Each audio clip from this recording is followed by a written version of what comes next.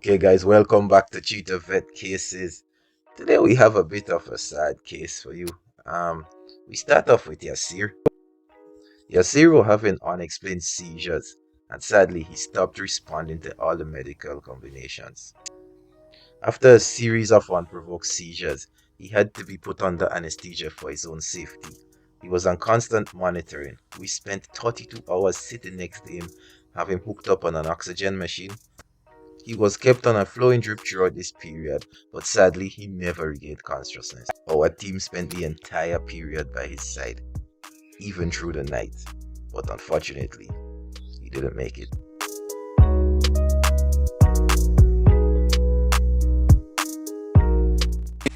April 25th, 2021, CC of Somaliland.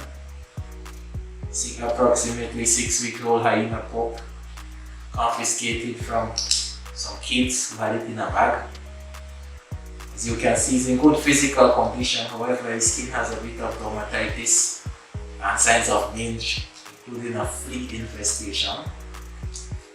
The vet on call gave it some anti-parasitic and we're observing. Hopefully we can get it reunited with its parents if we find out where it was taken from. Okay, so this was a very healthy hyena pup. He was in real good body condition, as you can see. It is a bit calm for a wild animal, but it's a hyena, eh? The other thing you need to know is that all these bruising and wounds on the hyena is actually normal for hyena pups. This was a female pup, and females are known to fight vigorously in the den, and their siblings can even kill each other. So what you need to consider is the body condition was really good.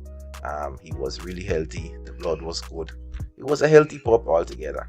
We did a bunch of checks. We checked the weight, we tried to give him some fluids just to keep the hydration going.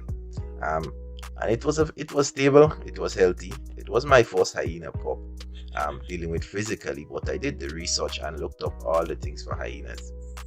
Hyena can stay up to a week from being fed by the mom. Their milk is very rich, and the mom sometimes goes away, look for food, and come back.